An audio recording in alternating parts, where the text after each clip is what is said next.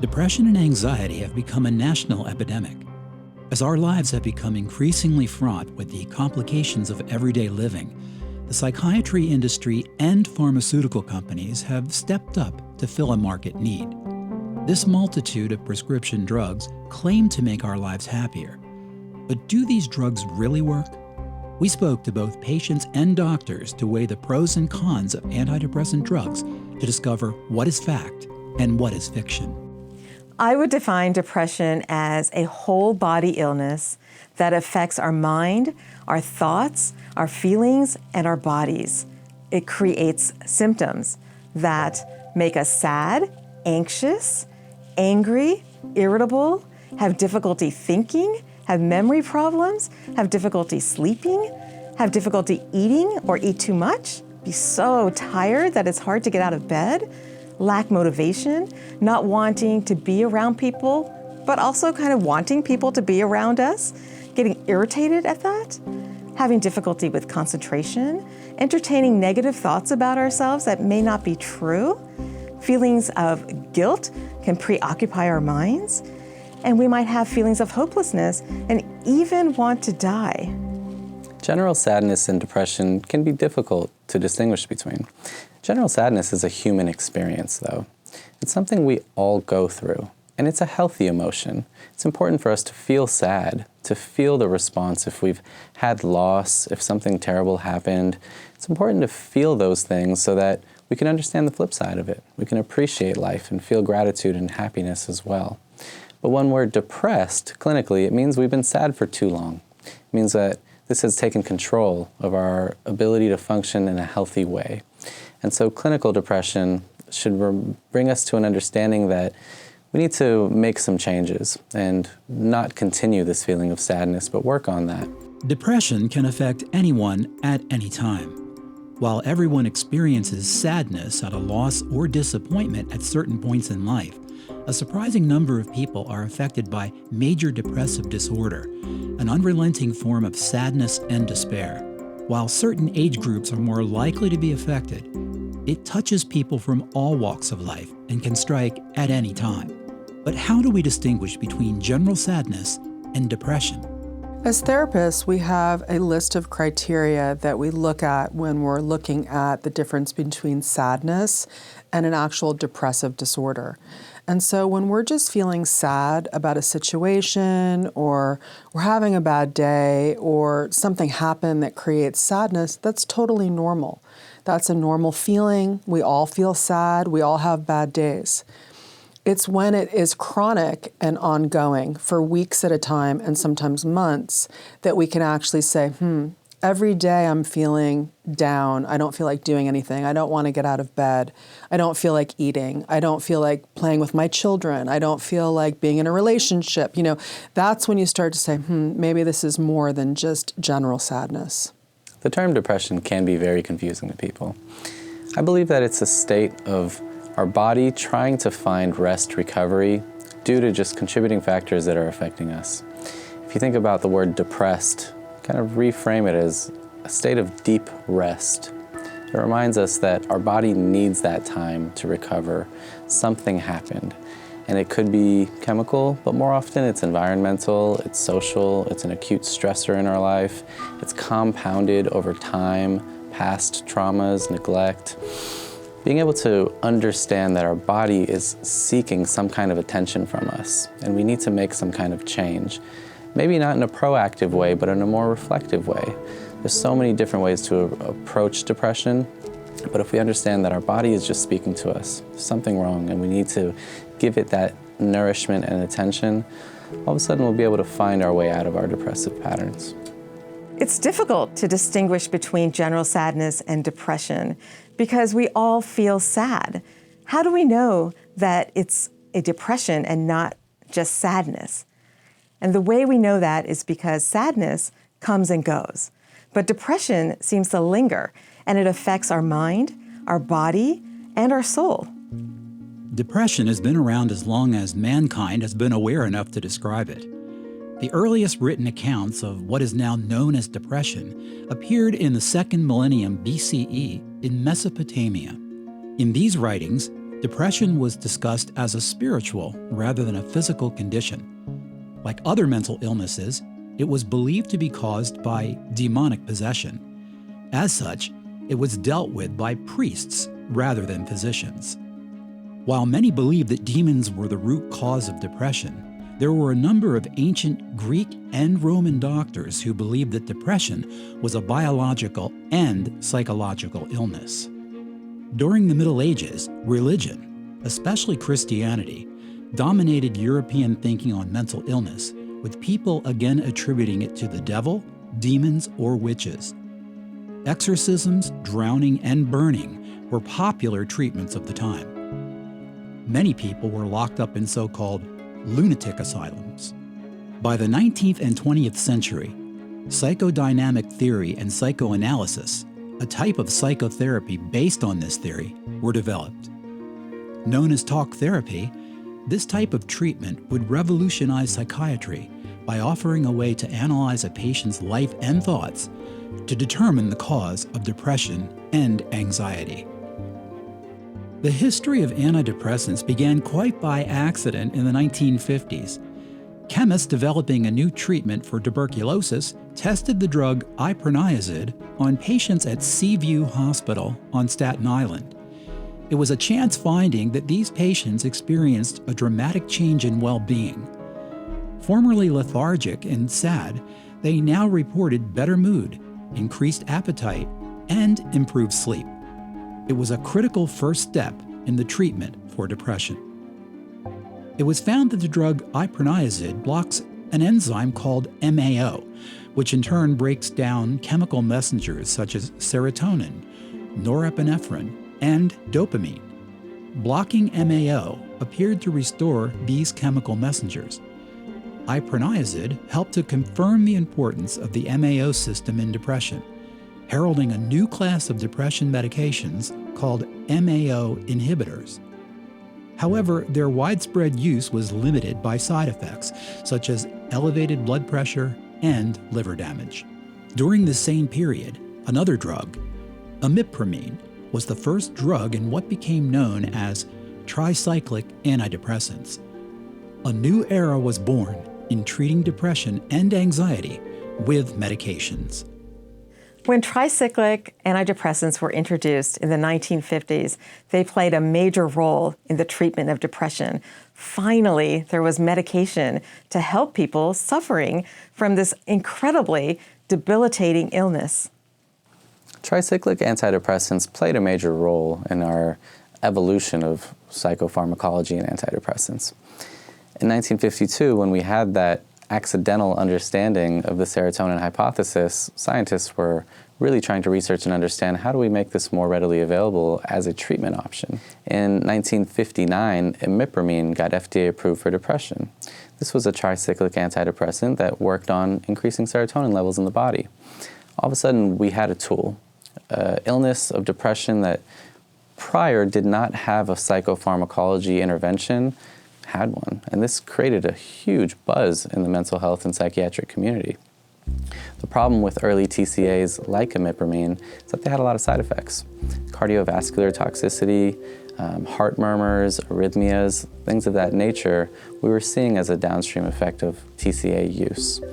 So then what happened was we tried to understand and evolve better ways of improving serotonin. And so what started as a side effect and iterated and improved, created more side effects, and then we had to try to manipulate those medications to lower the side effects. This was all the origin of tricyclic antidepressants in the 1950s. The drug Miltown, also launched in the 1950s, was the first blockbuster psychotropic drug in the U.S. However, by 1970, it was reclassified as a sedative and considered a controlled substance due to the risk of dependence, and its market was largely replaced by Valium. Pharmaceutical companies hired ad agencies to tout the benefit of taking these drugs. Valium, approved in the early 1960s, became the top-selling pharmaceutical in the U.S. in the 1970s, taking on the tagline, "Mother's Little Helper." When it was found that both Miltown and Valium were addictive, these drugs fell out of favor with the American public. While they were often prescribed for anxiety, their use for depressive disorders were largely ineffective, as their drug class as tranquilizers, known as benzodiazepines, often made depressed patients even more depressed. In the early 1970s, evidence for the role of serotonin in depression was gathering, just as concerns were growing about the side effects of MAO inhibitors and tricyclic antidepressants. Scientists thus turned their attention to SSRIs, or selective serotonin reuptake inhibitors. These drugs enhanced serotonin activity and seemed to carry fewer side effects than other antidepressants. A famous development in the history of antidepressants, fluoxetine was approved by the FDA in 1987 and reached the market the following year as Prozac. A year later, almost 2.5 million prescriptions had been dispensed. Other SSRIs since released include paroxetine, sertraline, citalopram, escitalopram, and fluvoxamine. In the 1980s, Prozac was introduced for the treatment of depression. And the real significant impact it made in our treatment options is that it brought down the side effect profile of previous antidepressants. This made what we understand as a trial and error method a little bit more safe. If I were to tell a patient back then, let's take this medication for depression, but it might cause some problems with your heart, they might have been very reluctant to take it. Prozac introduced the new SSRI that had a little bit less side effects. And so now, if anybody's depressed, all of a sudden they're more willing to try this and then gauge after 2 to 3 months, is this helping me? This opened up a lot of marketing efforts, a lot of feel-good mentality. I can just take this pill and not have to worry about anything anymore. In retrospect, I think we kind of suffered through those 40 years of relying on this just take a pill and everything's going to be okay strategy.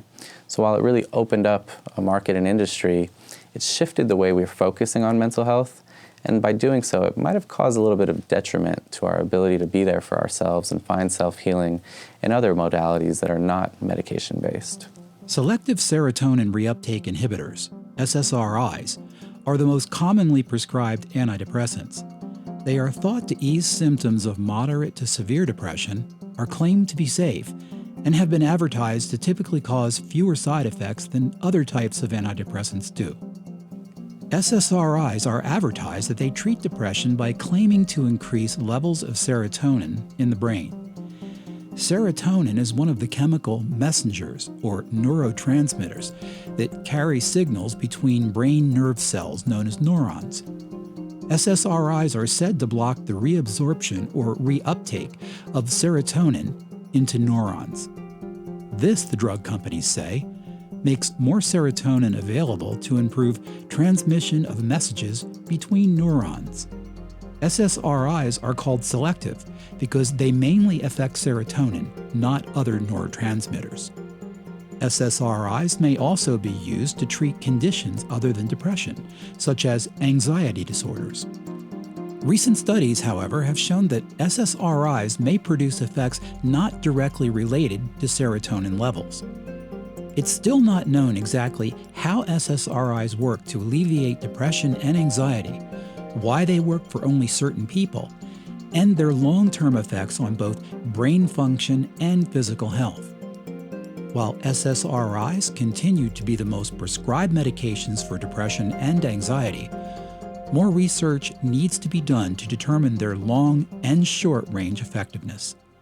Antidepressants, particularly Prozac, helped me enormously. It was a life-changing experience as it showed me I could feel normal. But it wasn't until I stopped drinking alcohol that my depression ever really went away. Although I stayed on Prozac for many years, I realize now that I should have stopped taking it long before I did. I stayed on SSRIs because I was convinced I needed to stay on them for life, but it wasn't until I researched the long-term use of them that I decided to slowly taper off using them. The Food and Drug Administration has approved these SSRIs to treat depression. While the medical community has little idea how these drugs work to minimize depression, numerous theories have been introduced and accepted about what causes it. One of these theories, introduced in the 1930s, was the chemical imbalance theory, which claimed depression was caused by a lack of serotonin in the brain. But while this theory has long been disproved, the pharmaceutical companies advertised it as a selling point to attract new customers. The pros and cons of medications such as Prozac, antidepressants, are the pros: people feel better. It helps with depression, it helps with anxiety. Number one treatment for depression and anxiety are the SSRIs like Prozac. The big con, however, is sexual side effects. I had a patient when I was in training who was on Prozac for a year, but he wouldn't take it. And for months, I just kind of hit my head against the wall and saying, well, okay, why don't we try to take it? Completely missing that he didn't take it because he had sexual side effects. SSRIs, or antidepressants, are one of the most commonly prescribed medications, and they come with many advantages and disadvantages.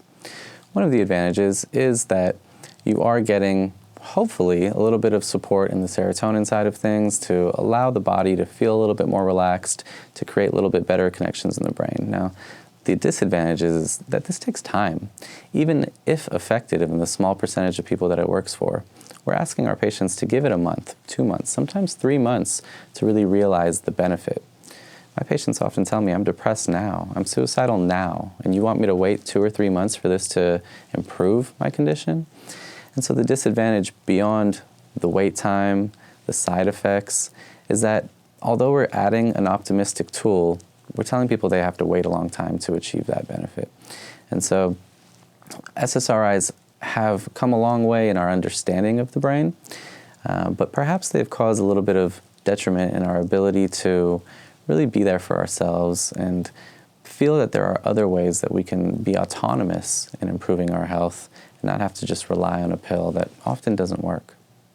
Like all medications, SSRIs do have some common side effects. Most commonly in the first couple weeks of treatment could be headache or stomach discomfort, nausea, or some diarrhea or constipation. You can also have increased sweating.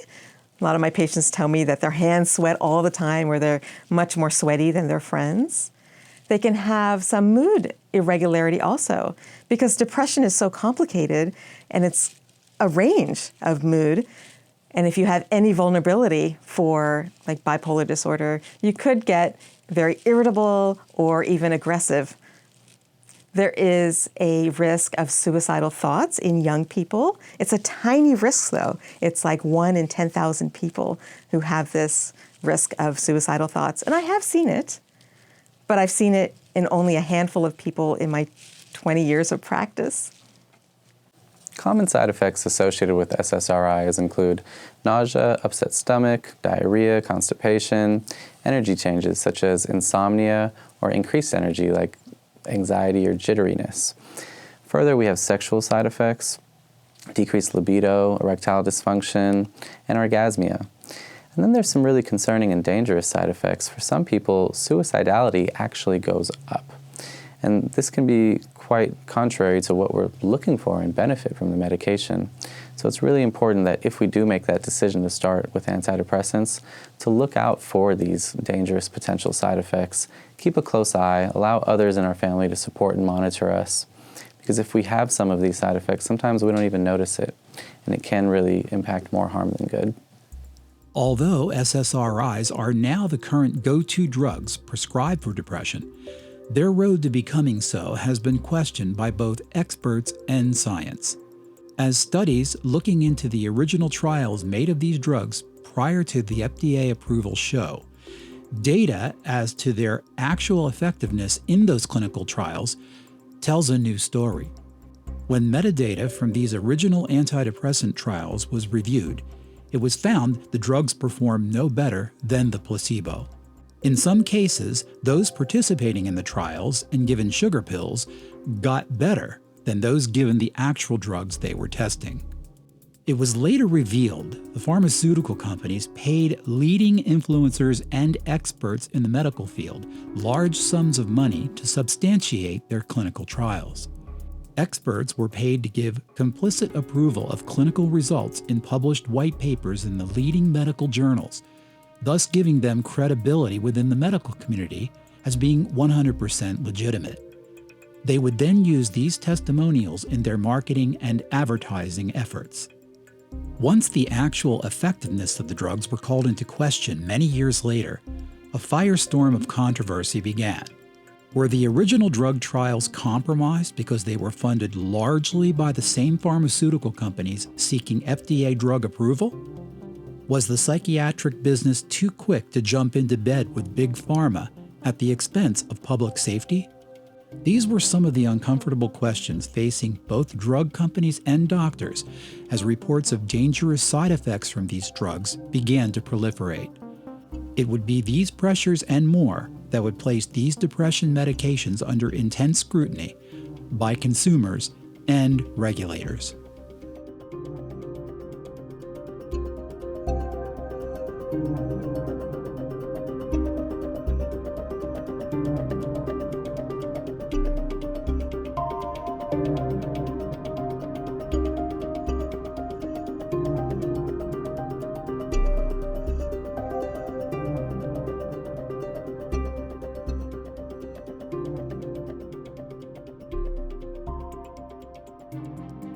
In 2012, the pharmaceutical industry spent more than $27 billion on drug promotion and more than $24 billion on marketing to physicians. In addition, Big Pharma spent over $3 billion on advertising to consumers, mainly through television commercials. This approach is designed to promote drug companies' products by influencing doctors' prescribing practices.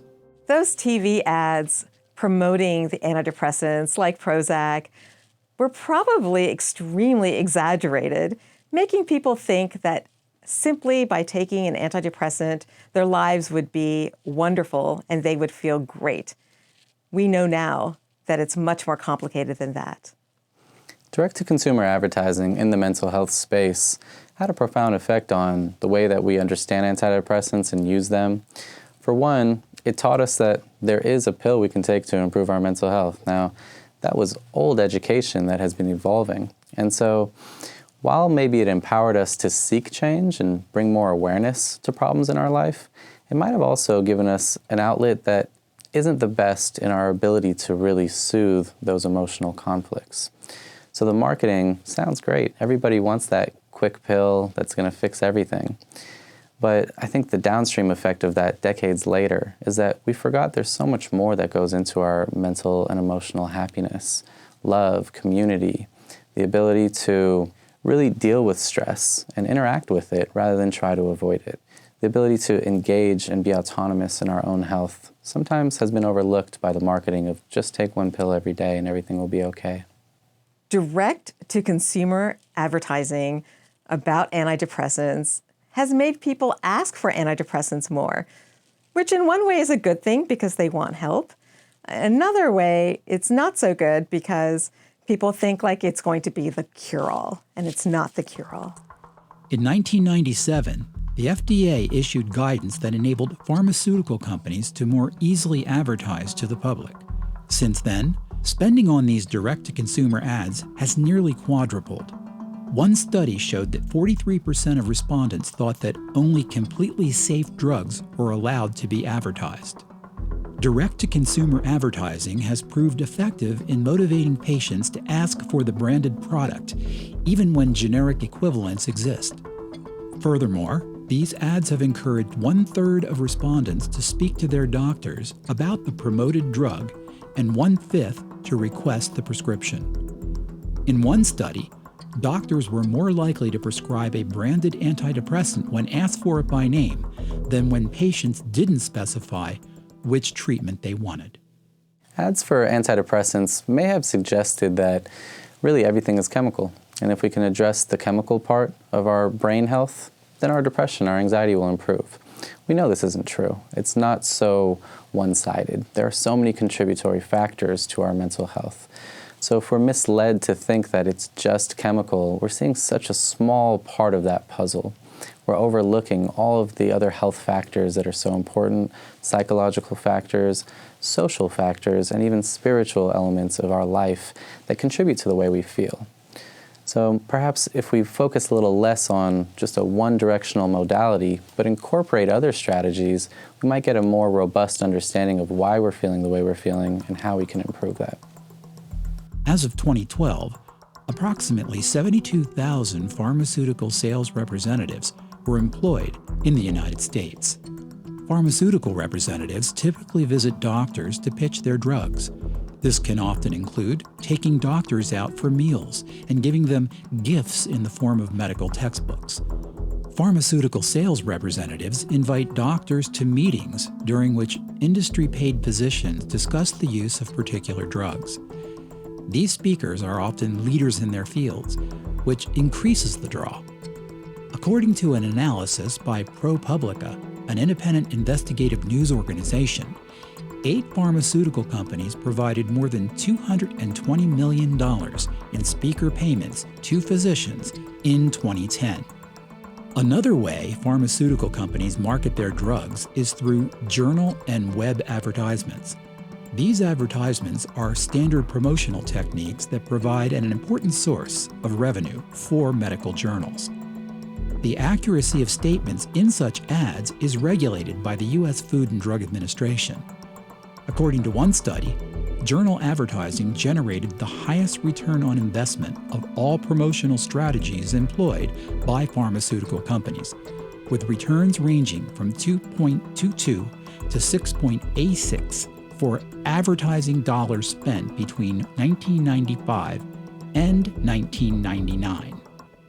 The pandemic has caused a lot of problems in our mental health because it's forced us into a box. It's caused us to lose our social healthy outlets.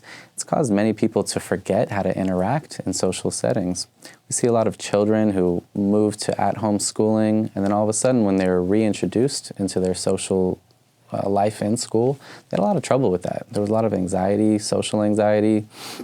We lost the ability to allow the community to heal, and we've become very individualized.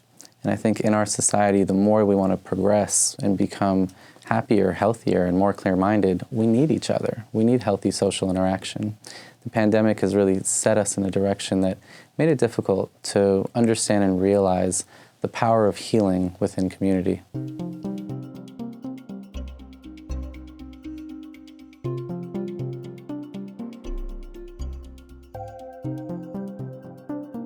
Since the introduction of Prozac and Zoloft in the 1980s, the prescription drug market for antidepressants has soared.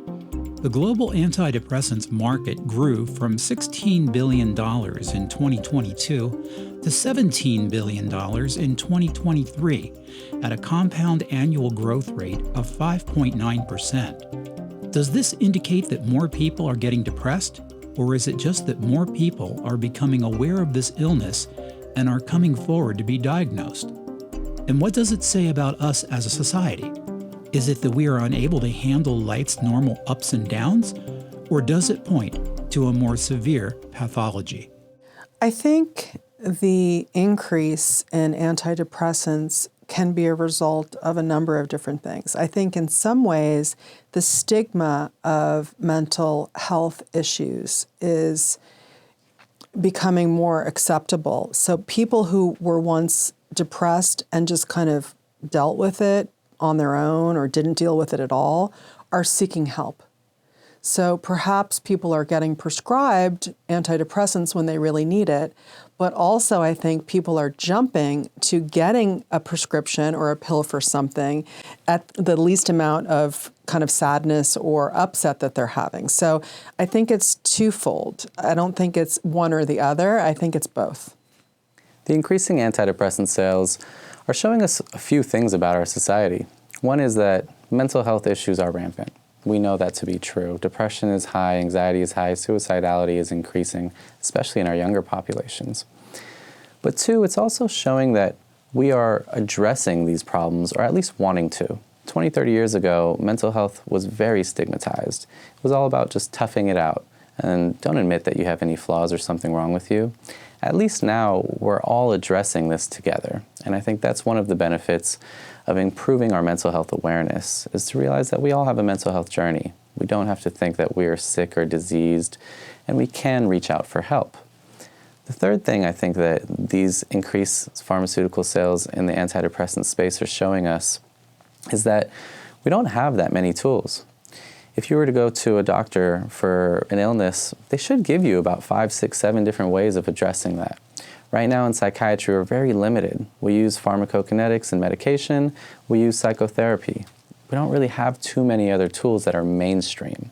So perhaps this increase in antidepressant sales is showing us that, yes, mental health issues are increasing, our awareness and desire to improve those things are increasing, and our tools, right now, the education around them are very limited. And we're not getting a full picture of different strategies that can help people through their struggles. I think insurance companies are coming around in terms of looking at prevention and holistic treatment. I think that they're recognizing, even in some cases, like naturopathic medicine and alternative therapies as something that is relevant to keeping people well. Looking at the increased sales of antidepressants might make us think that there's more depression around. I worry, however, that depression is not being diagnosed appropriately and people are not being assessed completely and treatments being targeted to their specific needs. Part of the equation in mental health is understanding that we are limited by some of the insurance standards. We're limited by some of the managed care systems and bureaucracies. And traditionally, they only approve things that are FDA verified, FDA approved. So we've gone to a lot of medications that go through the clinical trials of the FDA. We've gone through some therapies that get FDA approved. But many of the most powerful ways to improve our mental health don't go through FDA regulation.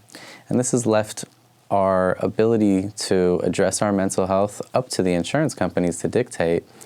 And we've overlooked traditional methods. We've overlooked just ways of improving our emotions through day-to-day intervention, through being of service to others, giving back to society.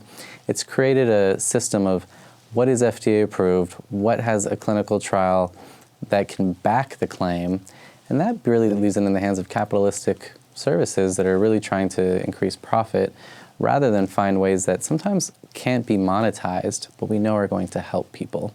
Insurance companies, unfortunately, aren't being able to monetize or see those things and have metrics attached to them.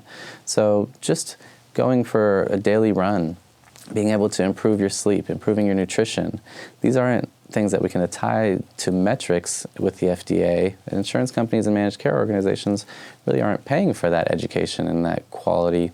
And so it's left the consumer really with less options and perhaps less effective options as well. Managed care insurance companies seem to prefer prescribing antidepressants versus paying for a series of psychotherapy sessions. And this is because antidepressants typically resolve symptoms within 6 months, which would take therapy 1 year to resolve. However, treatment with therapy causes long-term resolution and long-term changes in the brain, whereas antidepressants do not do that. The increasing use of antidepressants has been influenced by managed care insurance programs, which are generally more willing to pay for less expensive pharmacotherapy rather than more expensive psychotherapies. This is also part of a widespread trend to focus on the biological aspects of psychiatric disorders. This has contributed to the growth of the antidepressant business in significant ways.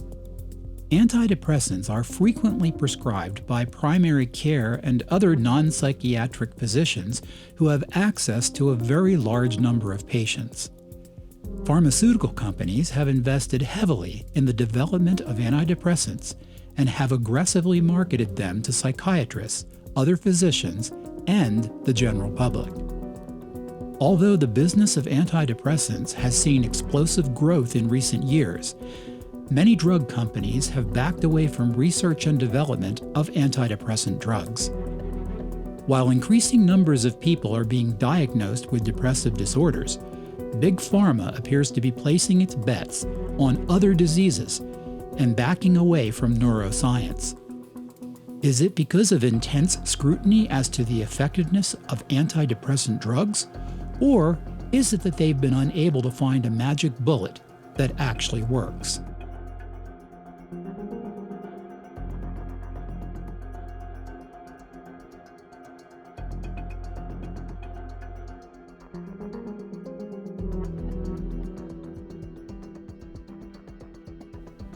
An in-depth analysis of clinical trials reveals widespread underreporting of negative side effects, including suicide attempts and aggressive behavior.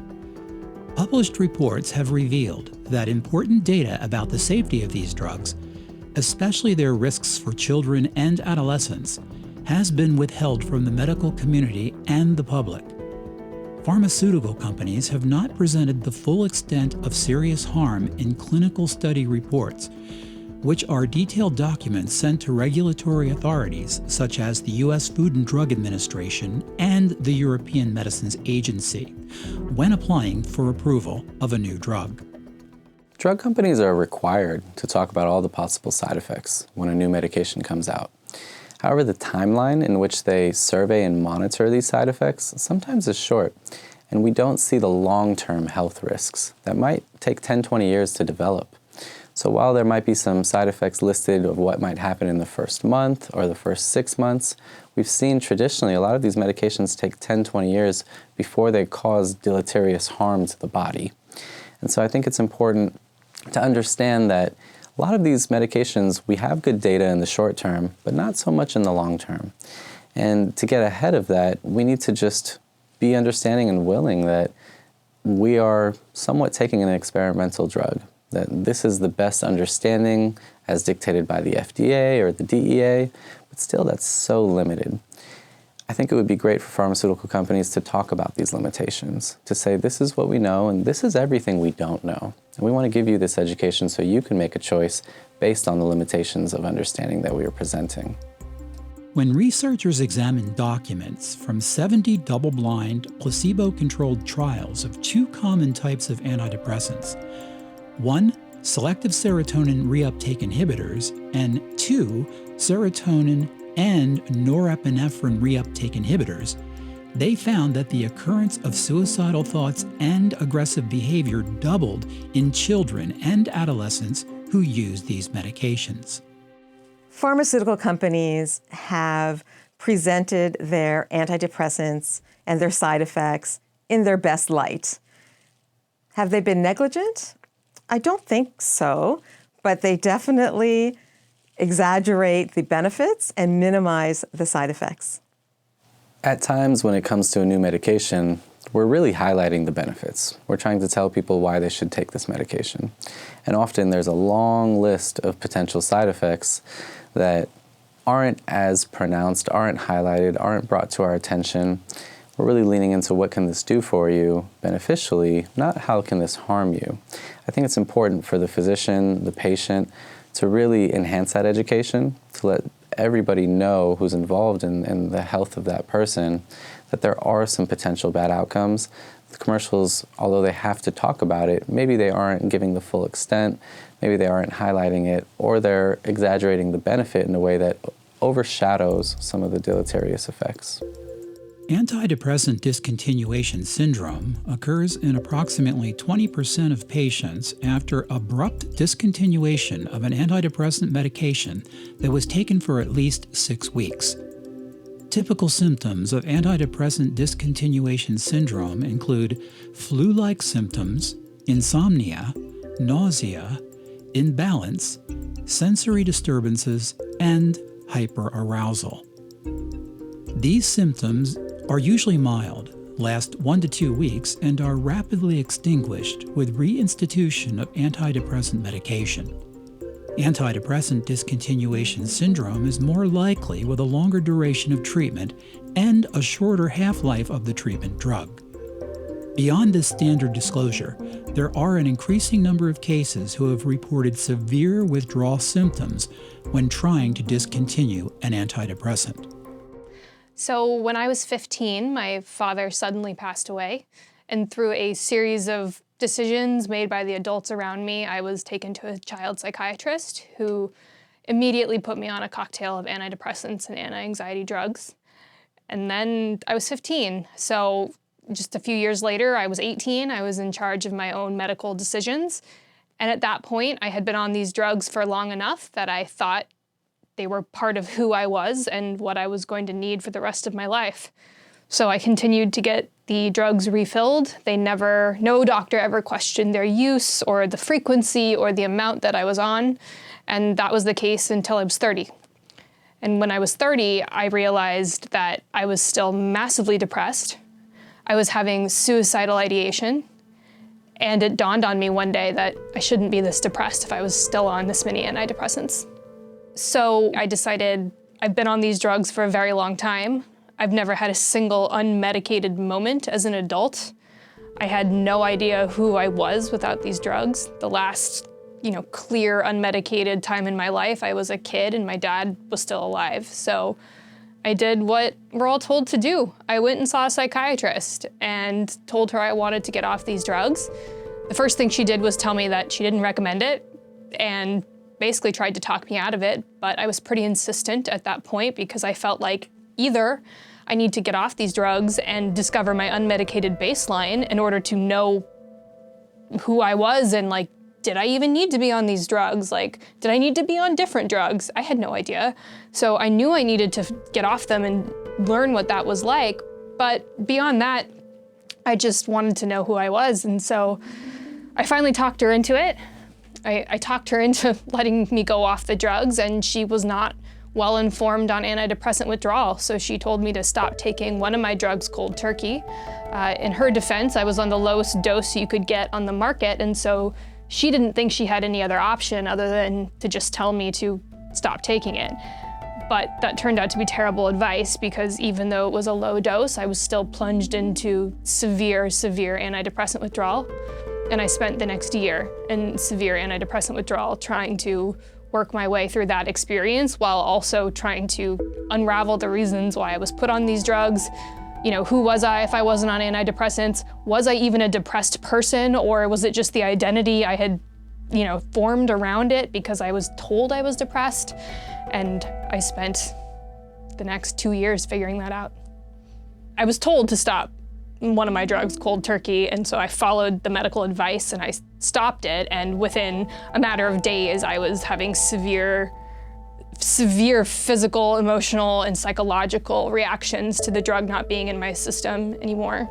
I remember it because it was about 4 days off of one of my drugs, I think, 3-4 days. And I was walking in New York City where I lived. I was on about Park Avenue and 35th Street, and it was dusk, so it was kind of gray. And all of a sudden it started drizzling. I heard all of the umbrellas around me open. It sounded kind of like a cacophony of umbrellas. And then I looked at a taxi cab and I saw the lights that they were kind of orb-like, the headlights, but then they suddenly got very sharp into little stars. And then the rain started coming down, and the feeling of the rain on my skin was like little BB guns hitting my skin. I mean, it actually hurt to be in the rain. And I just kind of stood there with my arms out.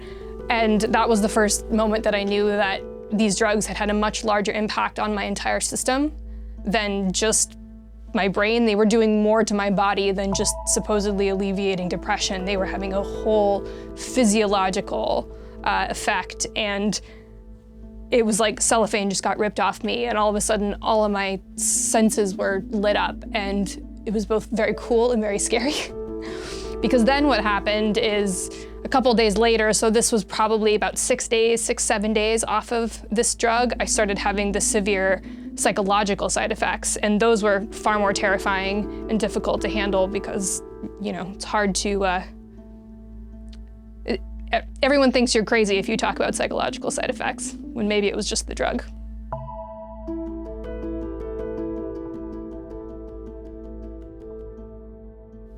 Hundreds of millions of dollars flow to lobbyists and politicians on Capitol Hill each year to shape laws and policies that keep drug company profits growing. The pharmaceutical industry, which has about 2 lobbyists for every member of Congress, spent $152 million on influencing legislation in 2016, according to the Center for Responsive Politics. Drug companies also contributed more than $20 million directly to political campaigns last year. On the state level, Big Pharma funded more than 2,400 state lawmaker campaigns in 2020. In addition to the problem of Big Pharma paying influence money to federal and state lawmakers, there are also billions of dollars being paid out to psychiatrists and doctors to continue to prescribe antidepressant drugs. Pharmaceutical companies have paid doctors billions of dollars for consulting, promotional talks, meals, and more. A new ProPublica analysis finds doctors who receive payments linked to specific drugs prescribed more of those drugs. Over half of active psychiatrists, 55.7%, received some form of payment from pharmaceutical manufacturers. Pharmaceutical manufacturers provided 812,877 payments worth $110,512,607 to 26,422 psychiatrists in the U.S. Lobbyists who represent the drug industry have been very successful.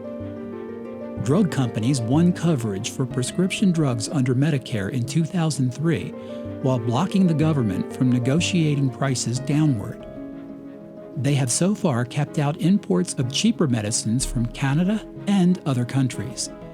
They have protected a system that uses company fees to speed the drug approval process. Adding further to questionable alliances over conflicts of interest is the fact that the largest regulatory agency approving antidepressant drugs is largely funded by the very pharmaceutical companies it is commissioned to regulate. Big Pharma contributes heavily to the annual budget of the U.S. Food and Drug Administration. Big Pharma does this through application fees for its new products. Experts say the industry contributes about 2/3 of the FDA's budget. Big Pharma also uses its profits and an army of 1,378 paid lobbyists to spread its influence on Capitol Hill. Can we trust the experts in a mental health care environment rife with special interest money influencing politics? Can we trust our own government to regulate the very companies which pay its bills? As consumers, we must be vigilant to exercise caution and be skeptical of the claims made for antidepressants. It's so important to be an aware consumer if you're seeking treatment for your mental health. Certain ways that we can improve upon our own education and understanding is to look at alternative physicians, alternative practices. There's traditional psychiatry that tends to focus a lot on medication. There's traditional psychotherapy that focuses a lot on just come in and let's talk through it. But there are other modalities, Eastern medicine, holistic practitioners, naturopaths, even in the realm of energy medicine and energy science. If we can appreciate that our understanding of the brain is very limited, then hopefully we can open our horizons to new options that aren't always introduced as a first-line treatment. It's important for us as consumers to look into these other options, to ask our providers, our physicians, what else can we do? Is it just medication? Is it just psychotherapy? Or are there other options? And if you find someone who's giving you a list of other things that you can do to improve your health, then perhaps you found a good balanced practitioner. If not, that's okay too. Let's go get a second opinion. Let's learn more about ways we can improve our health. People who are suffering with depression and anxiety can become more aware consumers by first starting with someone that you trust. Don't go to the internet if you're looking for treatment. Try first with your doctor, your primary care physician. If you have a therapist, start there. Because there's a lot of stuff out there and it might not be relevant for you, it might not be right for you. So to really get a good assessment by someone you trust to see what therapies would be good for your particular situation or condition. When seeking psychiatric help, consumers should ask about all of the options available. non-medication options, different therapy modalities, supplements and nutritional changes that they can make, lifestyle modifications.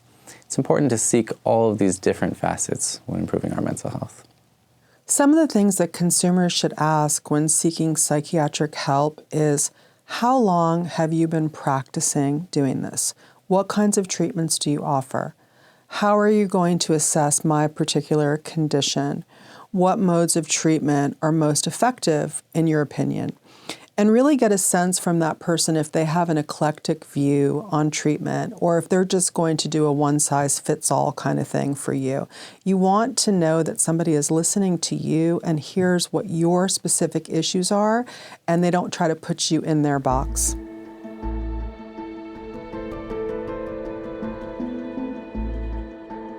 When I was depressed, I felt like everybody else around me was breathing and I was drowning. Right? I felt like I couldn't connect with anybody. I felt like I was speaking a foreign language, maybe, that nobody could understand me, that my problems were the biggest problems in the world, that nobody else is going through, what I'm going through, and that the more things that would trigger or get worse, it was like, when is this going to end? I'm never going to feel better. I'm never going to be loved, or I'm never going to love myself, and I'm not worthy. And why am I waking up? Like, why am I even trying anymore? And I think that was when we started having those thoughts over and over and over again. I was digging myself into this hole where it was just getting worse and worse and worse.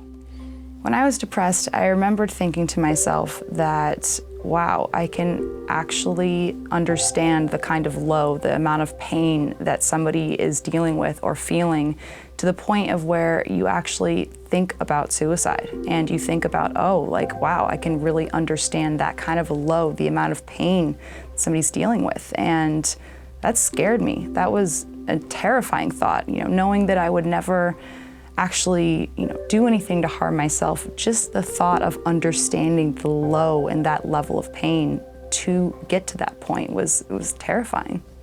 I think some of the self-talk, the things that I was just saying in my head, is just that I'm not good enough, I'm not worthy, I am trying to do all these things, trying to be this person that I really am not deep down. And it's sort of just like I was always wearing this mask, and the things that I would always be focusing on, telling myself, they weren't the things that I should have been prioritizing or focusing on. They were just spiraling inside, and just all of these things telling me and lying to me about all of these things about who I am and myself. And I remember just thinking to myself, wow, like, I am not the person that I want to be, and I don't deserve happiness, I don't deserve love, I don't deserve connection, I'm a fraud, I'm not good enough for the things that I want. And that was really defeating. It was really sad and really scary, and it just made me feel really isolated.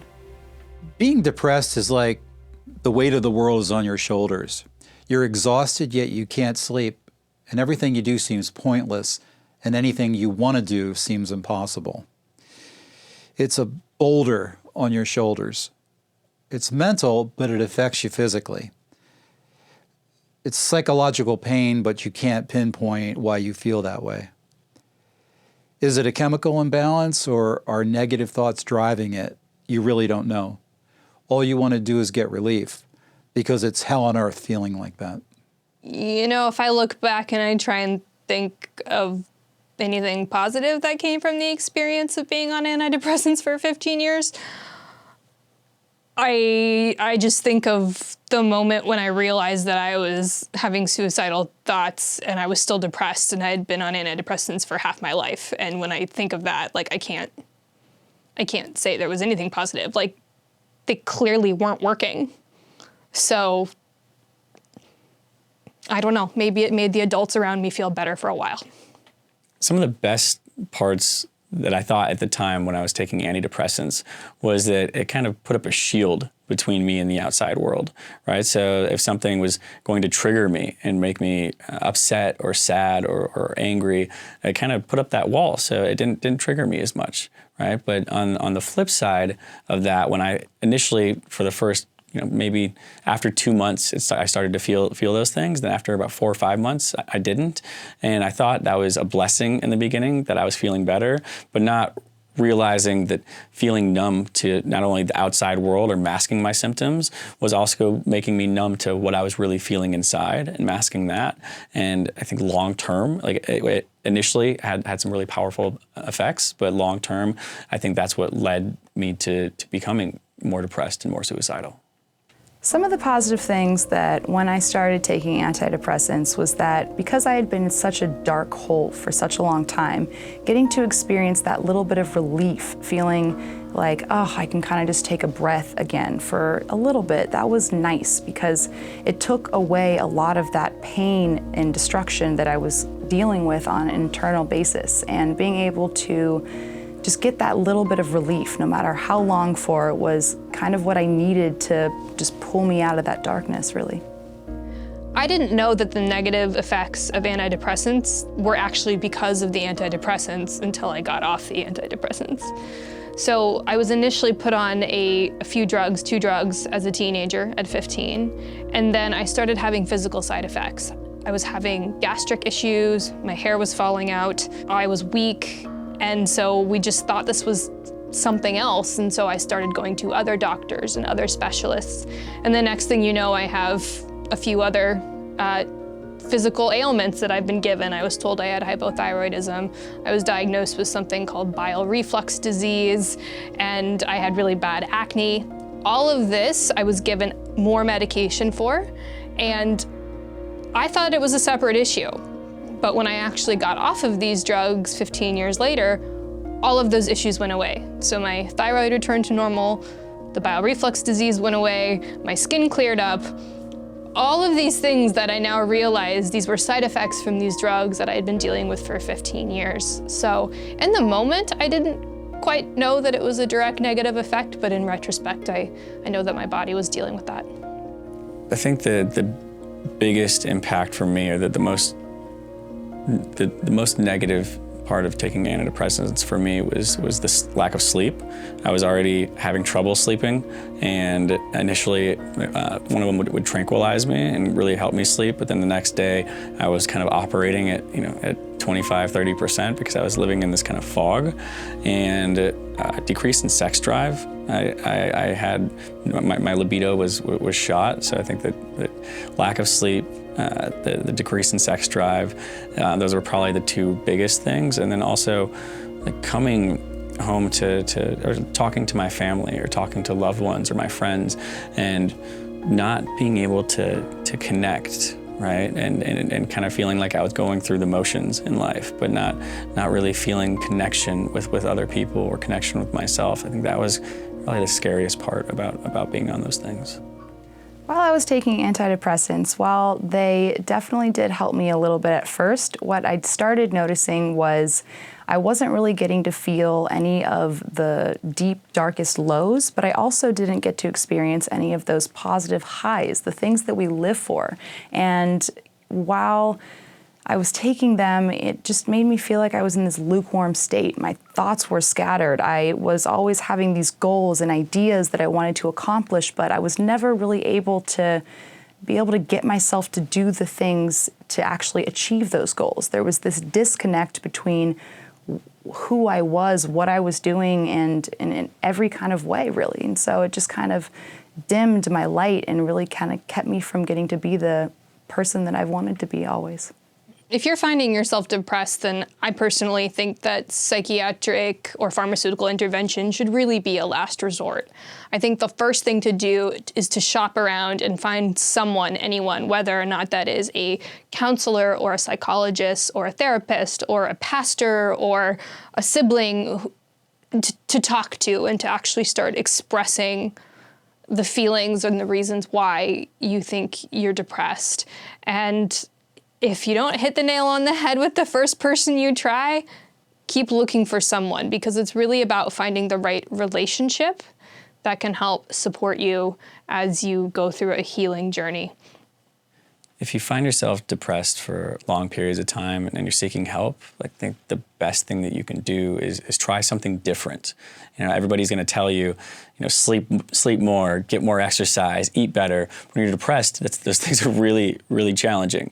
And I think that if you've tried and traditional medications have failed, support therapy, other things have failed, try something different. And for me, it's not everybody's journey and it's not right for everybody, but for me, psychedelic therapy was that thing that allowed me to shift my relationship and my perspective of the world. And we're looking at the world from a dark, negative, doom and gloom, place. Also, stay off the internet. Stay off of doom scrolling. We can look at the presidents or the war or anything out there, and that's going to kind of feed into that negative cycle. And we get in these negative thought patterns and negative habits, like they keep building and feeding on top of each other. So shifting that to really looking at, is woo-woo science, or as corny as it may sound, because it did for me in the beginning, what's the first thing that you tell yourself when you wake up, right? And I think that's incredibly important. And so if you wake up, before you look at your phone, before you do anything, write down 3 things that you're grateful for. Something as simple as that, right? And taking those moments to be more present. And once we kind of reprogram or retrain our thoughts to appreciating things in life instead of looking at everything we don't have, I think that those little things can make all the difference. I think that if you have been depressed or feeling down, struggling for a long time, that the most important thing that I think a lot of us, one thing we do on a daily basis is we convince ourselves that we're fine. We try to suck it up and, fit into society's norms and just be like, oh, I'm fine, nothing's really going on. But if you really do feel like you're struggling and you do think that you might need help, just take a very good look in the mirror. Be real with yourself. Don't lie to yourself. Don't try to tell yourself anything.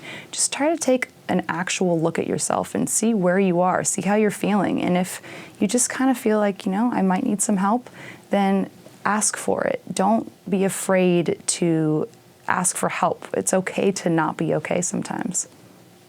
I've had many positive experiences in helping patients to overcome depression and anxiety, and it usually starts with the relationship. So when someone's seeking help, it's really hard to ask for help, especially from a strange professional who you've never talked to before.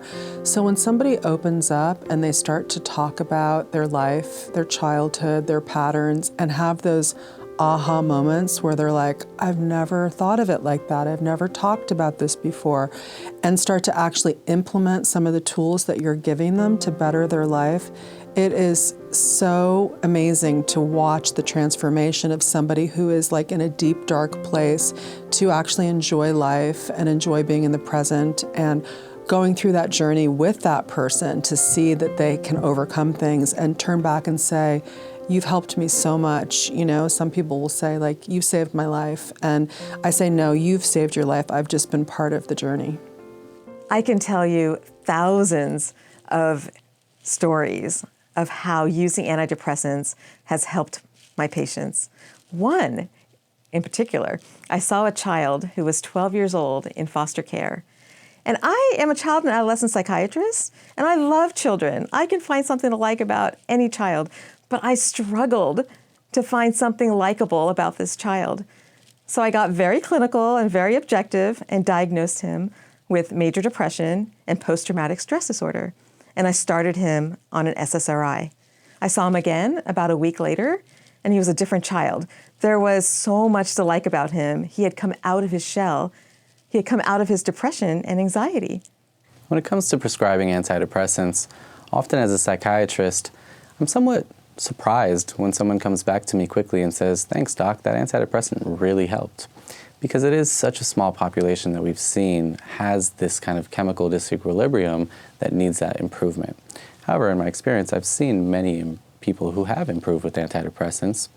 And one that comes to mind is someone who was going through an anxious pattern in their life that they weren't even aware of. It was controlling their being, this worried state. The first time they actually tried an antidepressant, all of a sudden they realized, I can live life differently with a state of relaxation that I didn't even know was possible. This is really one of those success stories that becomes rare in our field, where we notice that the antidepressant really did make a significant improvement, that serotonin bump did help them feel more relaxed and more upbeat.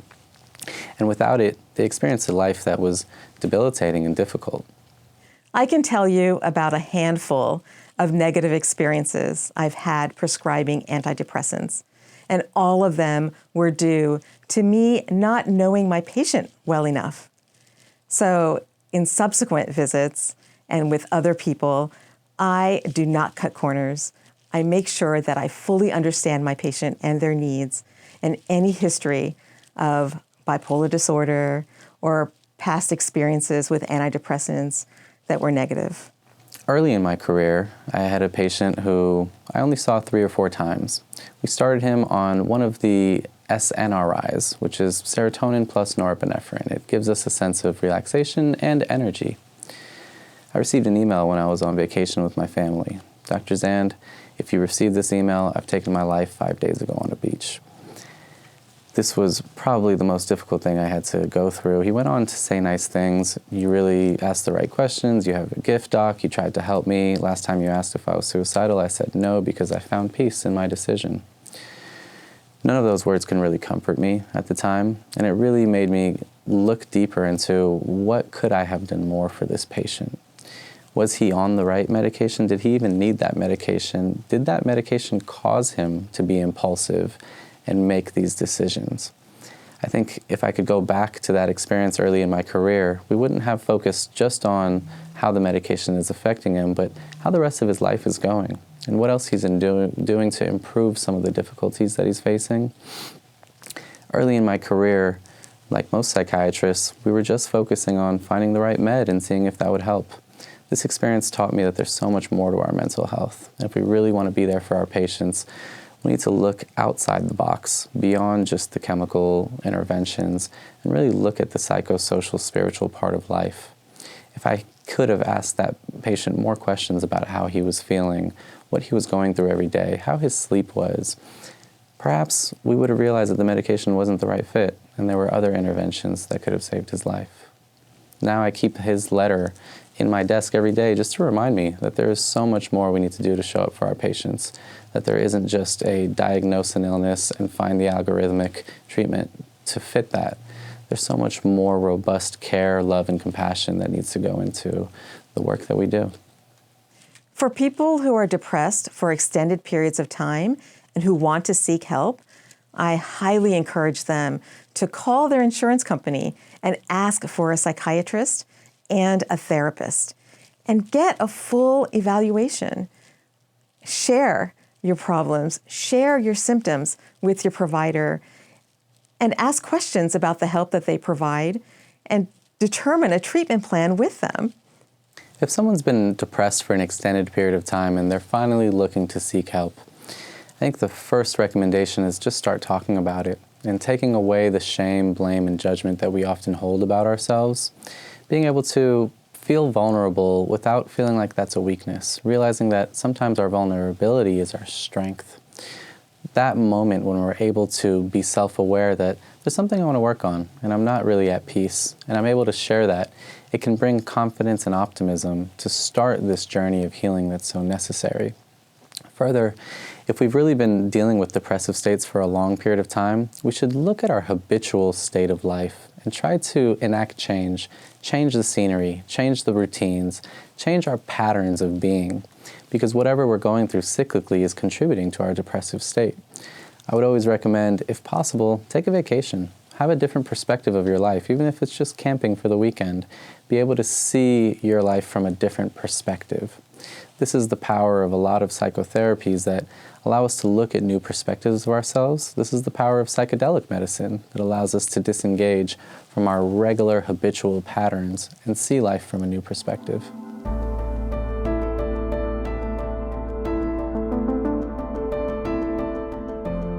I think everybody who is on antidepressants should get regular checkups to see kind of where they're at. And there should be at times trials to kind of pull back from an antidepressant to see like what is it like when you're not on it. So as long as it's safe and it's done medically managed under your doctor's advice, we always want to do the least restrictive thing, right? So if somebody is feeling like, I've been on this for years, I kind of want to see how I feel off of it, to talk to your doctor, to maybe do a slow titration, to see what happens when you're off of it. Give yourself a little time. A lot of people come off of antidepressants after a long period of time and feel okay. People with depression do not need to stay on antidepressants for life. If they've had one episode of depression, the recommendation is to stay on an antidepressant without any symptoms of depression for 6 months. If you've had more than one episode, the recommendation is to stay on the antidepressant while feeling good for 9 months. And the reason for this is because staying on that antidepressant for that length of time helps reduce the risk of having another depressive episode. There's a misconception that if we're on an antidepressant, it's something we need to stay on for life. I believe this is not true. If you look at our mental health almost like an emotional fracture, we can equate the analogy of a physical fracture. If you broke your bone, what do? You go see a doctor, you get some kind of a screening test, they take an image, you get a diagnosis. We know that the bone in the body has the power to heal itself, but it requires more structure and support. And so we put a cast on it. That cast doesn't stay forever. After 3 or 4 weeks, we take it off because the bone has healed itself. Similarly, if we've gone through an emotional fracture, if there's been trauma or stress in our life that really compounded, we might need a little additional support. And in instances where an antidepressant is helpful, it's just that. It's that temporary support that we need for the body to nourish and heal itself. At a point in the future, we look at taking off that cast and seeing if we are mended and healed. For some who might have very high risk factors, like past suicide attempts and things that really can lead to dangerous outcomes, it might be more beneficial to stay on the antidepressant longer than to come off more abruptly. For most of my patients, though, we challenge them to see if it's time to come off the antidepressant and see if we've done the self-work, if the body has reached its homeostasis in a way that we don't need to rely on that medication anymore.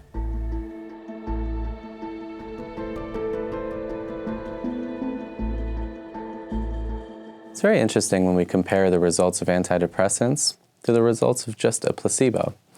Often we're seeing a lot of improvement in the cohort that only received a placebo. Now, for a medication to pass through FDA trials, they need to have clinical significance. But what we notice that's really fascinating is although sometimes the medication might be a little bit more beneficial than the placebo by itself is helping a lot of people. We're underutilizing the value of this. I believe the placebo has a misnomer in society like it's a bad thing. The placebo effect is something we want to avoid for some reason. In fact, we want to enhance that. I think as a psychiatrist, my role is to help people find optimism. The brain is the only organ we can think our way into changing. So even with a placebo, we're able to find improvement tangibly in the way we think about things that then manifests in the way we feel about things. So I think there's a lot of data suggesting that although antidepressants are helpful, we shouldn't neglect the fact that there are other factors, and the placebo, the support, the compassion, the love that we receive goes a long way, sometimes resulting in not even needing an antidepressant.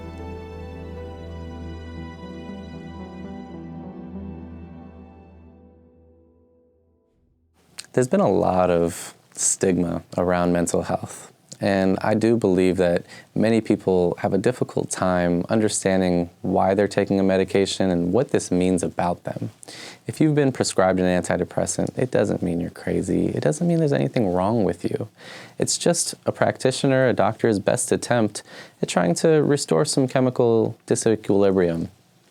Here's the good thing to know that we don't have any objective view of how your chemicals are functioning. It is trial and error. So if you are someone who's taking antidepressants, there's nothing wrong with you. We're just trying to find what's right with you and give your body a little bit more support and structure. Most of the times you realize that if we're doing that self-work, we don't even need the antidepressant. And so this really hits home the point that inherently there's no good or bad, there's nothing wrong with us, we're not crazy. We're just really a chemical soup and trying to figure out the best way to achieve harmony, balance, and homeostasis in a limited science that we don't fully understand. Taking an antidepressant absolutely does not mean you're crazy. It means you have an illness like diabetes or hypertension, or the flu. The antidepressant helps you feel better.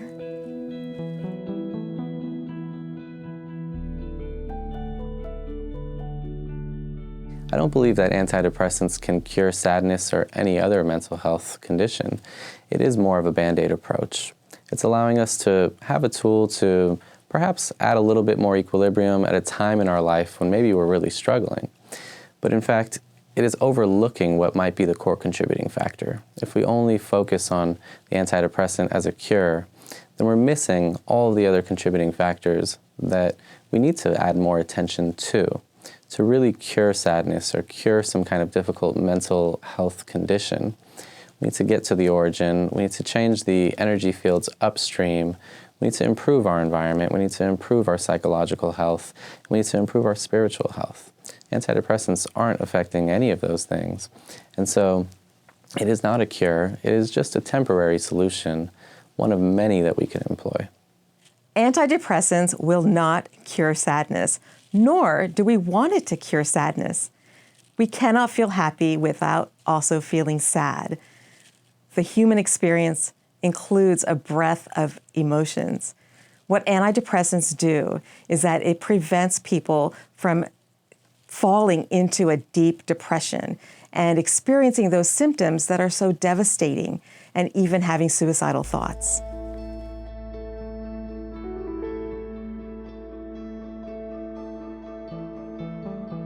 Antidepressants can have some significant side effects. The most common ones can be fairly benign, maybe a little bit of nausea, upset stomach, diarrhea, constipation. Some of these things might happen in the beginning and our body acclimates. For many, this is ongoing, requiring them to stop and come off the medication. Other side effects include sexual side effects. Decreased libido, sexual dysfunction in the form of erectile dysfunction or anorgasmia, delayed or inability to achieve orgasm. These are really tough side effects, and if I have somebody coming to me saying, I'm not happy, I'm depressed, all of a sudden now I have sexual side effects and no desire there, are we really helping those people? There are some energy changes that can happen from antidepressants as well. Some of them might increase our energy, maybe in a helpful way, but sometimes that's too much, we become anxious or jittery, it can lead to insomnia. Others can make us very tired and slow our bodies down. It's important to really understand that these side effects are possible, that they're not consistent, that they affect everybody differently. And so if we decide to try a medication, we should start very low, go slow and take our time. If we notice that the side effects are overcoming any potential benefit, then perhaps it's not the right fit. Antidepressants do have some side effects. Most of them are transient, like a headache or stomach discomfort. Some side effects are really unwanted, such as sexual side effects. They're unfortunately a part of taking antidepressants. But they don't have any long-term or devastating side effects that cause biological or physical problems.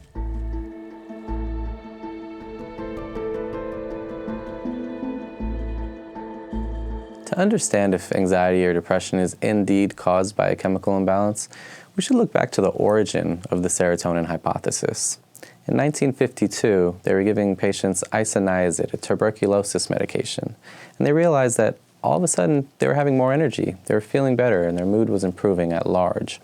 They looked into this and realized that a side effect of isoniazid was increased serotonin. The conclusion was drawn that serotonin relates to depression. If we don't have enough, we're depressed. If we have more, then we feel happy. This was based on a side effect 70 years ago. So to say that there is a chemical equilibrium that's directly associated with depression, we have to understand the origin, and the foundation is really not intentional. It happened by accident. The more we're learning about the brain, the more we're realizing that there are so many factors that go into our mental health.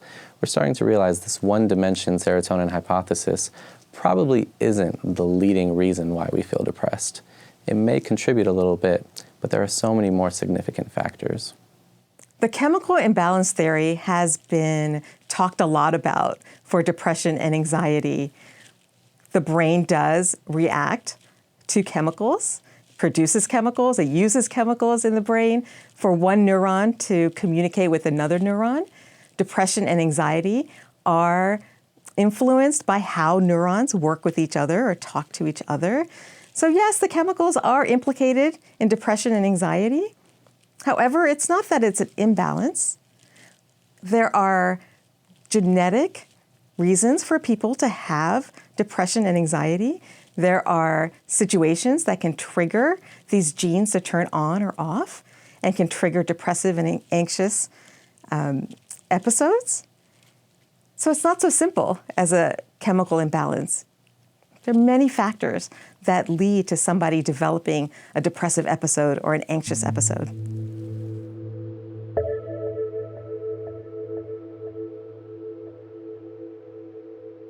The best thing to do on your road to recovery from depression and anxiety, if everything you've been doing isn't working, let's change that. Right? Let's start looking at our daily habits. Let's start with what we're eating, breath work. The only thing that's consistent through life is our breath. Right? When we first are born, all the way up until the last breath that we take. So being present with our breath and breath work is incredibly powerful and incredibly accessible online. Meditation for people. A lot of people have trouble with meditating. I did too. But breath work is a great way for us to prime ourselves and prime our body to get into a similar state. Meditation, movement, if mobility and exercise and sweat. Like if you're not trying to sweat at least 15 minutes every day, you're having trouble with depression and anxiety, then get up and start moving. Cold showers. Cold showers are phenomenal. Our self-talk and affirmations. It's like everything in life and our depressive and anxious habits all stem from a lot of times a lot of our habits, right? So being able to reframe those and incorporate new things every day. And for me, not for everybody, but psychedelic therapy took me, instead of going back to trying a different pill, or trying medications every day, psychedelic therapy took me from like this spiraling state to just bloop, like popped me right out of it and allowed me to look back and be like, wow, that's silly. I was freaking out about all these things in my life, or I was suicidal. Like that's not me.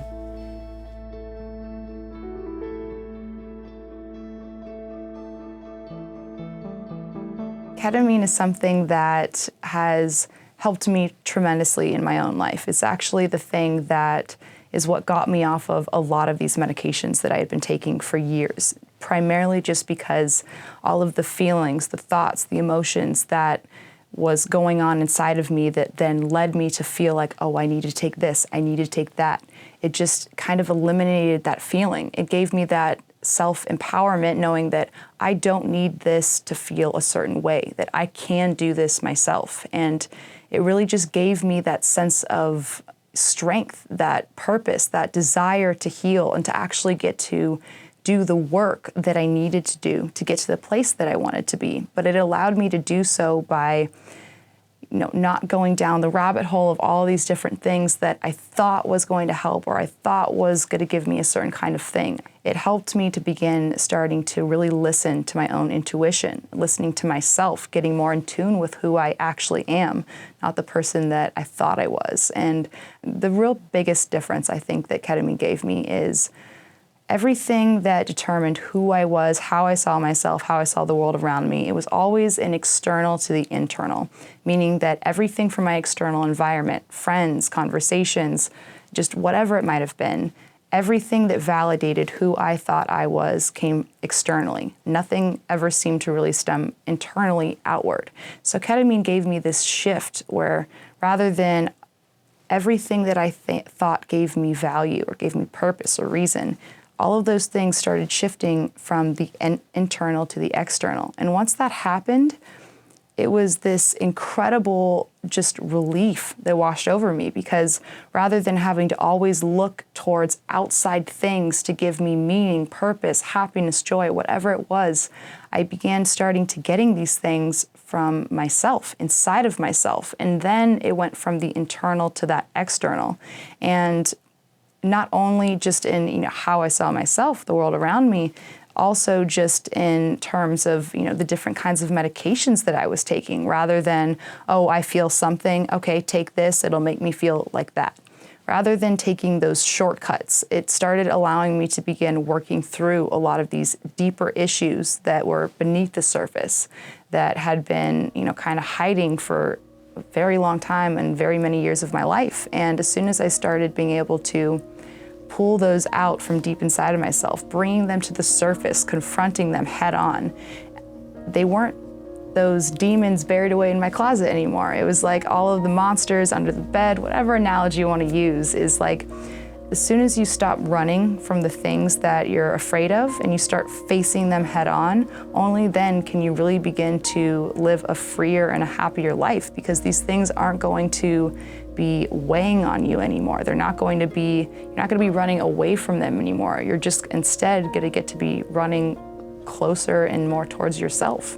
And it's something that I'm so grateful every single day for, because while I was doing everything that I thought I could to get better, I was always just seeming to fall a little bit short, or there was always just still something that was kind of keeping me from really being able to kind of cross that threshold.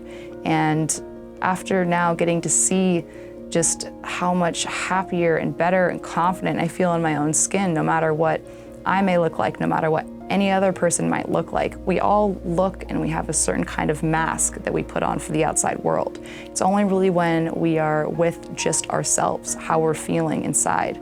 Now to the point where, like I said before, where I was trying to distract myself, numb, putting TV on so I just didn't have to sit with myself and my feelings.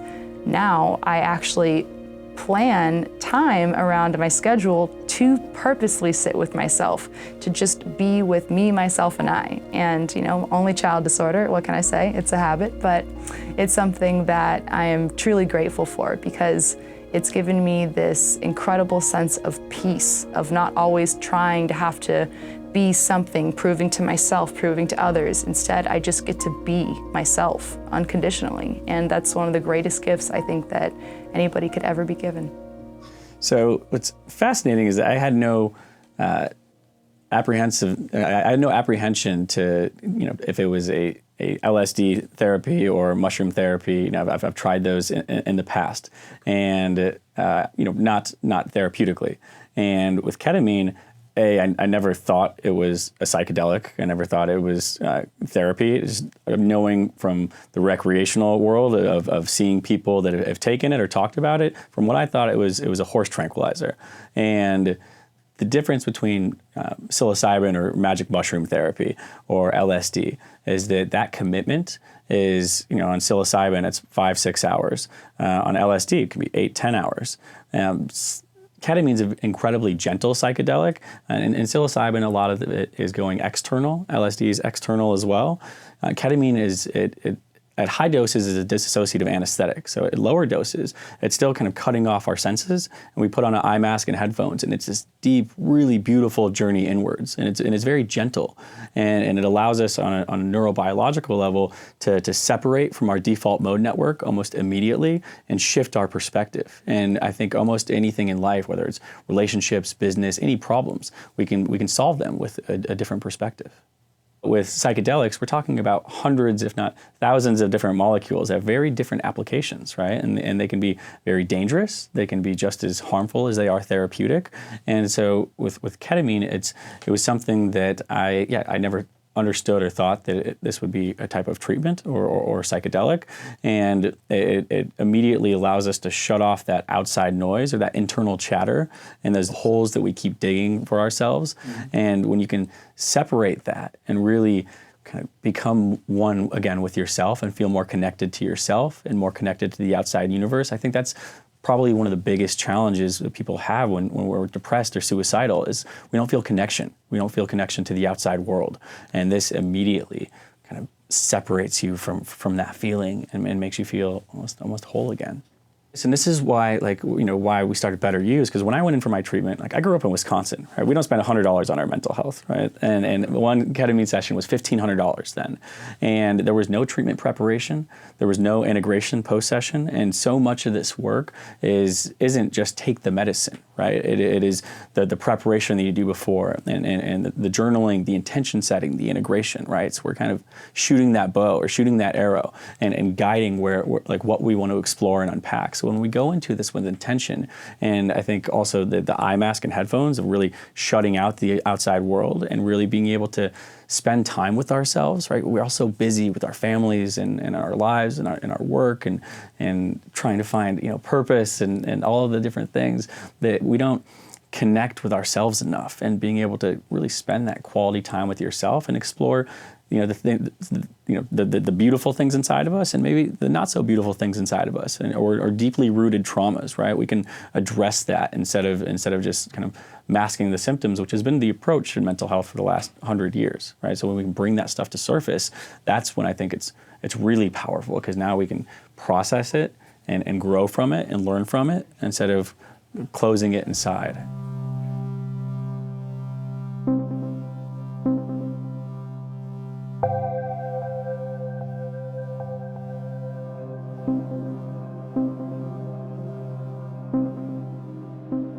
With the increase of depression in our stressful times, new reforms are needed to keep up with the demand for more effective treatments that go beyond just prescribing pills. While we've seen new research being done to develop drugs which target specific types and symptoms of depression, more needs to be done to improve the current protocols. There are many changes that can improve the entire industry of prescribing antidepressants and using them for treatment. I think some of the most powerful things we can do is shift the way we look at mental health. Right now, we're trying to target a disease, an illness. We're trying to tell people that they're sick in order to get them better. If we can shift that whole model and rely more on self-exploration, allow everybody to see their lives as a blank canvas rather than a specific diagnosis that they've been boxed into, all of a sudden the power to improve our health becomes much more self-guided, and we're not as much reliant on a specific algorithmic medication that matches the diagnosis. In addition to improving or evolving beyond diagnostics, I think we also need to improve the way we look at the metrics of our mental health. If you're dealing with depression, you get something like a PHQ-9, which is a patient health quotient with 9 questions that talks about, are you suicidal? Do you have low energy? Do you harbor feelings of guilt? Etc. What this does is it puts us in the mindset that there's something wrong with us already. Instead, if we can have a happy quotient, a scale that tells us all the things that are going great in our life, and how do we get that from a 4 to a 10? If pharmaceutical companies can improve the scales and the metrics in which we're attributing what does it mean to be depressed, it changes our understanding of ourselves. Further, advancing education, not just in one pill, but everything else that we should be doing with that pill. If I was diagnosing somebody with diabetes and giving them insulin, it wouldn't be thorough if I just gave them the medication and didn't give them lifestyle counseling on improving their nutrition, improving their activity. Similarly, in psychiatry and mental health, I believe the drug companies should address these alternative therapies in augmentation to the pill that they're manufacturing and marketing. All of a sudden, we're changing that limited scope and leading with the fact that this might help you, but it'll also help build the momentum for so many other things that are going to improve your health as well. I think that the current prescribing protocols when it comes to antidepressants, there needs to be a lot more that goes into that. You can't just sit down as a doctor with a patient for 20 minutes, listen to them talk for 5, 10, 15 minutes, and be able to make in good faith a determination that that person is clinically depressed. I think that you need to gather a lot more information, what's going on in their daily life, what's happening, circumstantially, and just get a better idea of what's really going on. Because when you tell somebody that they are clinically depressed, it can tend to put them in a specific category, which then, even if they weren't really that depressed to begin with, they can then begin to get more depressed as time goes on because they see themselves in this pocket or in this bubble. And when you define somebody into a certain thing, that can tend to be their identity. And that's the last thing that you want to tell somebody. I believe the manufacturers of antidepressants have a responsibility to public health to be more transparent about the side effects of the drugs. And they should also be required to show all the data from their drug trials, not just show the positive results. In order to make the prescription of antidepressants more safe and more transparent, I think we need better tracking. better metrics of how this is actually affecting our population. And to get there, the human brain is very limited in our understanding of the human brain. I believe we need more machine learning, more AI, more data analytics, because we're never going to get to the final frontier of understanding the brain by ourselves. But if we can add more ways in this modern technology era to really know how are these medications helping us, how are they harming us, if we can look more at gene markers, if we can see the residual effects that are tracked through logs, through any other kind of testing, increasing lab testing, increasing imaging of the brain, making this part of the protocol in which we both understand and treat some of these mental health conditions, then we're getting a better, accurate picture of how we're doing in the long term. Right now, the studies are only a month, sometimes up to 6 months. They're usually very short-term studies. And so the regulatory bodies that are in control of these new medications coming to market, they're not getting a full picture to be able to regulate this the best they can. If we can improve our analytics of what our emotional and mental health actually looks like before, during, and after treatment, then we can provide a more safe landscape. This is very new. This industry is only 50, 60, 70 years old. So I'm looking forward to the days when pharmaceutical companies are adopting the technology that's available to make treatment more effective and more safe. What does the future hold for antidepressants? Are they the optimal treatment for patients suffering from long-term depression? Further, can we as a society determine why we are so depressed and address the causal factors? Is pharmacology the answer, or is there a root cause we can eradicate? The existing antidepressant drugs are far from ideal. Typically, patients derive little benefit during the first 4 weeks of treatment, and some patients do not achieve the goal of remission of symptoms. There is a need for both faster-acting and more effective antidepressants, but the methodology for assessing onset of antidepressant effects is complex, and symptom-based definitions of remission may not take into account other aspects of recovery from depression, such as social functioning.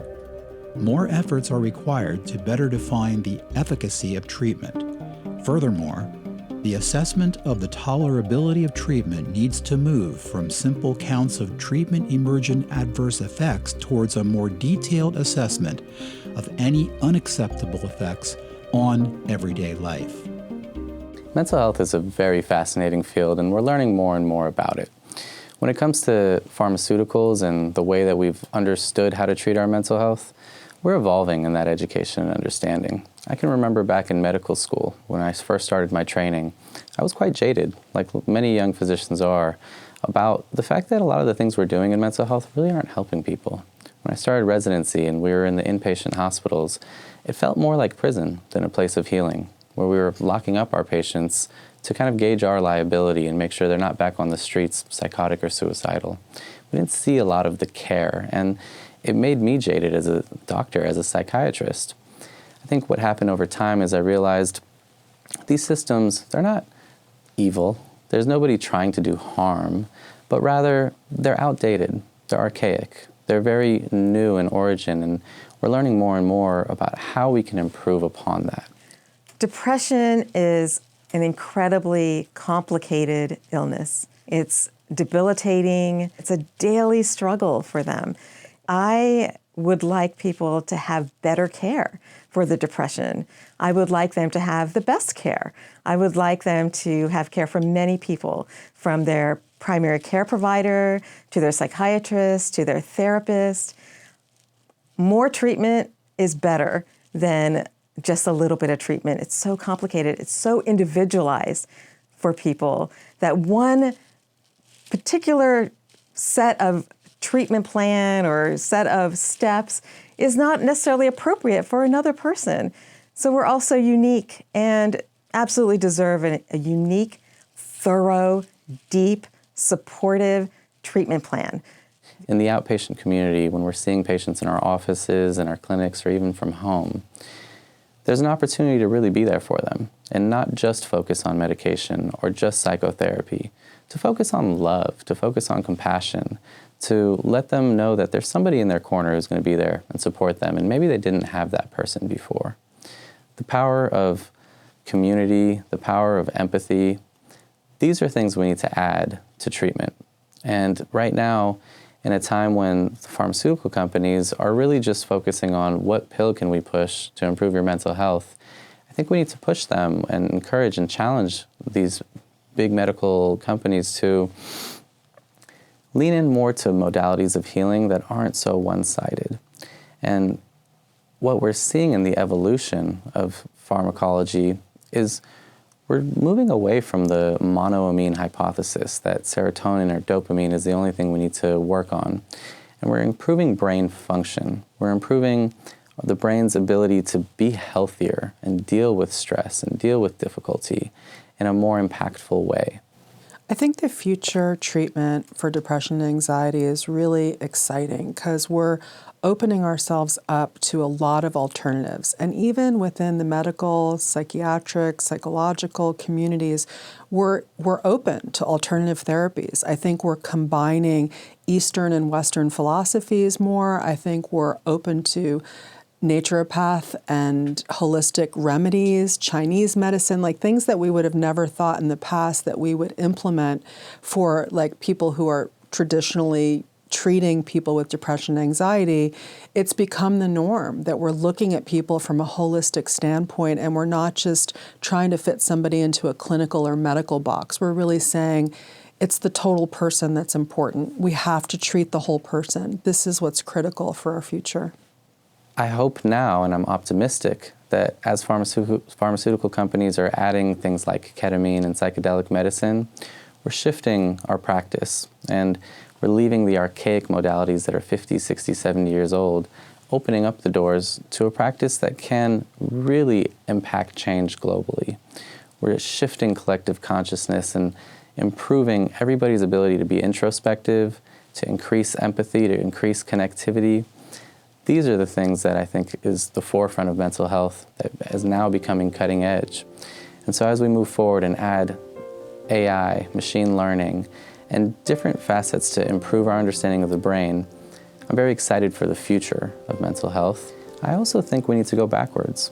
Some of the best support we have in mental health is from ancient cultures and practices. Ayurvedic approaches, Eastern medicine approaches, certain spiritual and cultural approaches to mental health in some ways are much better than our Western medicine approach. And I do believe that psychedelic medicine is the convergence of Western and Eastern practice. This is what has me inspired and looking forward to the future of psychiatry and mental health, and has kind of pulled me away from being resistant and seeing that the state of medicine is evolving. And if we can be optimistic and work together, we can improve some of the deficiencies and weaknesses that are so natural in any growth process. To take away that shame, that judgment. Nobody's bad or good in this industry. We're all just trying to help the best we know we can. And sometimes we fall short, sometimes we make mistakes. But the passion to grow and evolve and really be there for our patients and our communities and use technology, I think will lead us in the right direction.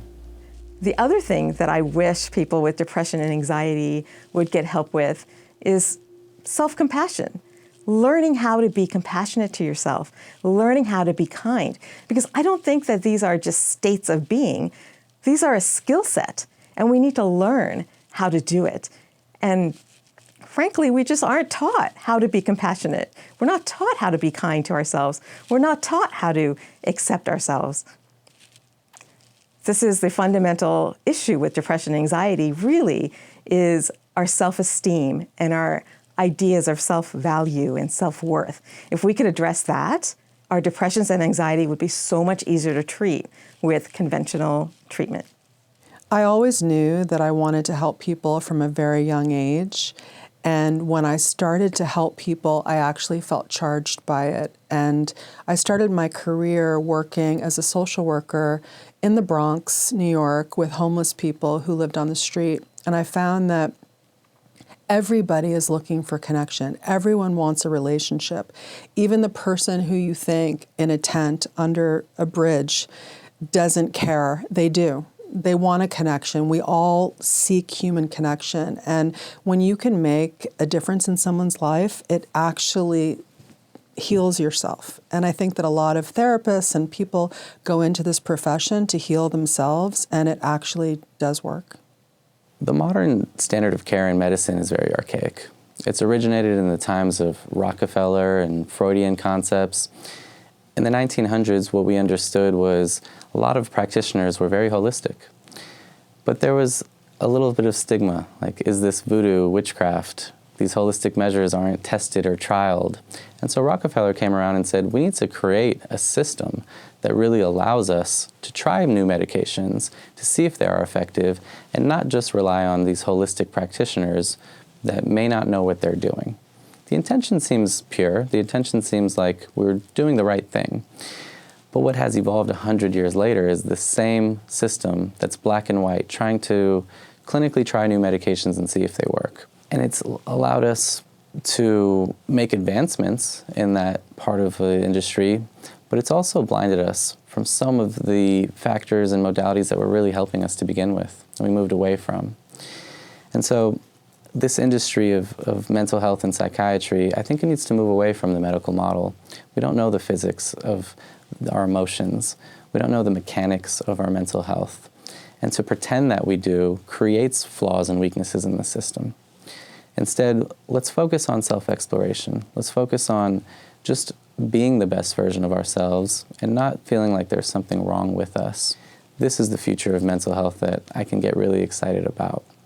If you're struggling with depression and anxiety, understand that you are not alone, right? And everything is about our perspective.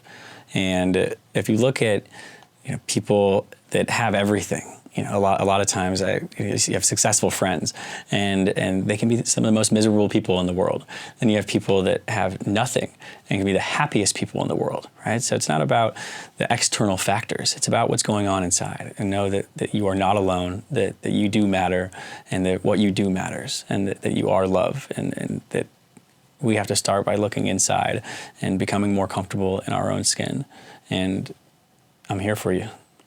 While there are so many people that are struggling and suffering with anxiety and depression and all of the different kinds of things that goes into dealing with those kinds of diagnoses, knowing that there is hope, knowing that there is a way to be able to heal from the pain and the trauma that you're going through, and no matter what different kind of situation or set of circumstances it is that you're going through, knowing that you're not alone, knowing that a lot of the emotions, the pain, the thoughts, feelings, all of us as individuals and human beings, we're emotional creatures, and learning that it's okay to not be okay, knowing that it actually takes us not being okay sometimes to get to be okay, to actually get to appreciate the good things in life.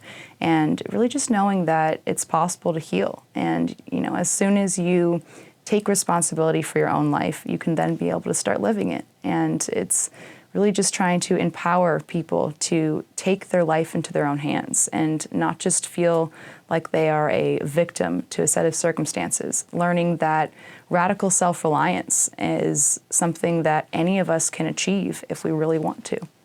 I think the most important thing that I'd like people to take away is that the beginning is the hardest. When you decide that you are going to change your life, and making all those little changes and those big changes in the beginning, very often it's a big change. You have to make a significant change, quit a job, get people out of your life, separate. There's all those decisions you have to make in the beginning are absolutely the hardest, and they might take a couple years, but once you start making choices that better reflect who you are, eventually the world is going to catch up and start reflecting a better world back to you. But you have to keep faith through those first few months, maybe even years of hell, that the choices you're making for a better life are going to pay off. And that is because that's what recovery looks like, right? We decide to get better when we're at our lowest, but there's still a few layers of crap we gotta dig through before we start seeing the light. There are many approaches towards the development of potential new antidepressant treatments, but the likely impact of new health technologies is hard to predict. But there is much room for optimism. with current advances in genetic research and neuroscience. The development of treatments that are more efficacious or earlier to act remains a goal of drug discovery. But if new treatments are complex for doctors to conduct, hard for patients to tolerate, or too expensive for healthcare providers to offer, they will have a rather limited impact. Groundbreaking treatments can only alter the burden of illness when they are adopted widely by clinicians and accepted readily by patients. A significant portion of those who are treated with the properly prescribed antidepressants do report relief from symptoms of depression and have found them to be a lifesaver. As we move into a new era of mental health treatment, developing a better understanding of how these drugs work and their long-term effects is essential. Education and awareness is critical to inform those on antidepressants the safest methods for coming off of them. While antidepressants alone may not eliminate depression and anxiety completely, most studies suggest a sensible plan for multimodal therapies combined are often the most effective treatments over the long term. Patients and mental health professionals alike are encouraged to stay abreast of new research in their continuing quest for better treatment of anxiety and depression.